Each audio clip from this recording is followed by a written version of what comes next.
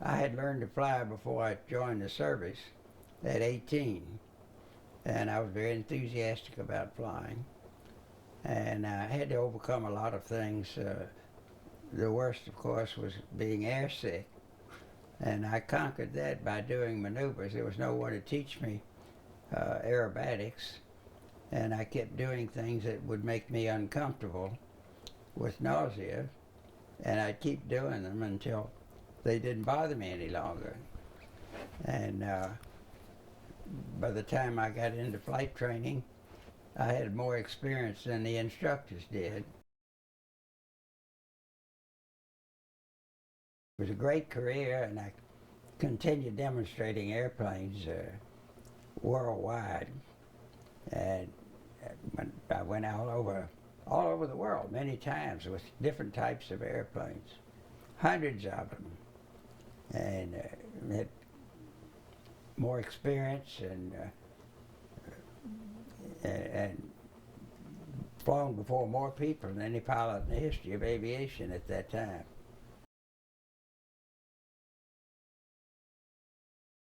Bill called me up and he said, "I know that you were at the Cleveland Air Races the last 2 years that they held them after War II." And I said, "Yes, I was, and I thoroughly enjoyed it." I said I had taken a P-80 up there, one of our early jets, and went on the course at over 500 miles an hour.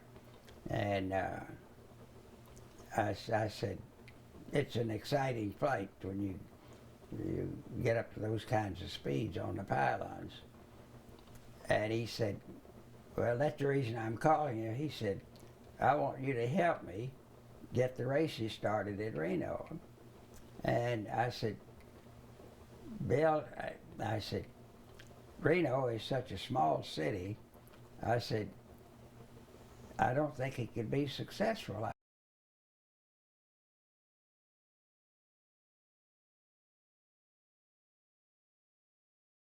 Well, I've been there 48 years, but I started the races for, I think maybe as much as 30 years consecutively.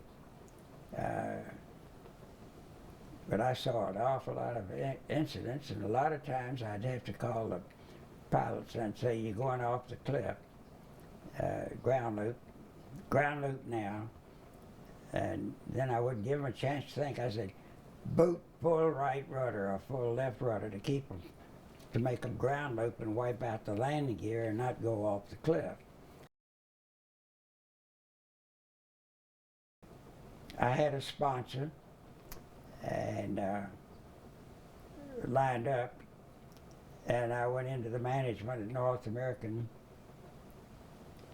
and they said, "We think that's too risky, and we can't afford to risk losing you.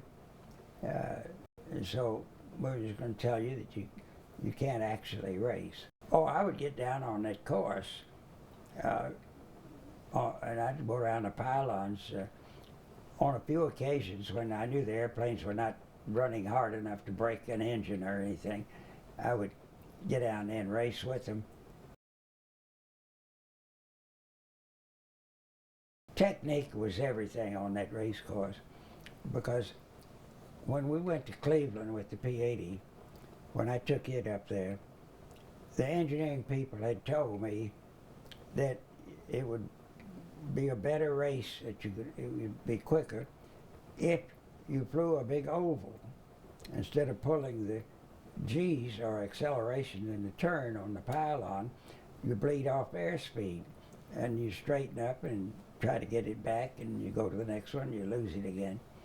And so I decided that the only way you can be sure about it is you come at the pylon, and if you were in the airplane with me, it would look to you like I'm going to go right through the pylon this way.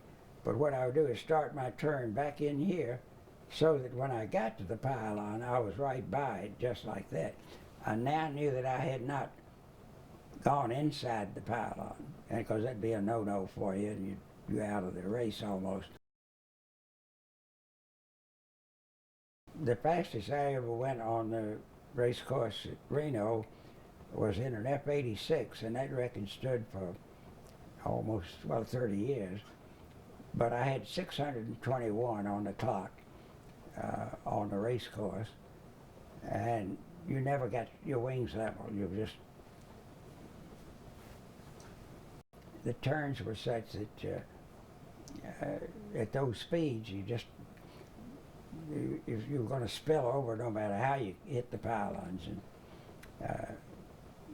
but the record stood until an F-15 came along, and it went to 687, and mine was 621. But he broke it real good, but he had a hell of a lot more power. I didn't have somebody check me out on all these different airplanes. I just got in them and got a mechanic to show me how to start it, and away we went.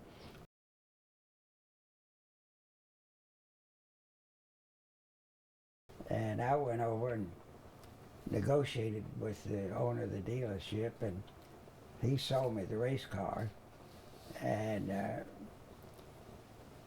I was trying to outdo the other test pilots, to be honest with you.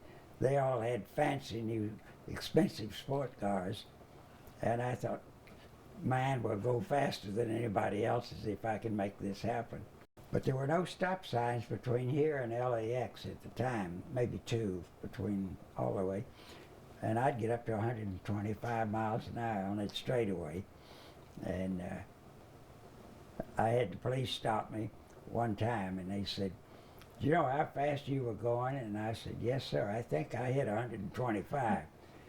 He said, "Well, what kind of a car is this?" And I told him. And he never gave me a ticket or anything. He's just so fascinated by the car. And I would like to compliment Mike Houghton for his expertise. He's been a good commanding officer, so to speak, or chief executive officer in running the races, and he and the Board of Trustees deserve a world of appreciation for what they've done. This is an international event, and I sign a lot of autographs there every year, and I have people from all over the world, a great many people from Australia, and a lot from Europe. I've just talked with people of every nationality that have shown up there, and it is an international event, and I'm proud of each of those who have made it so.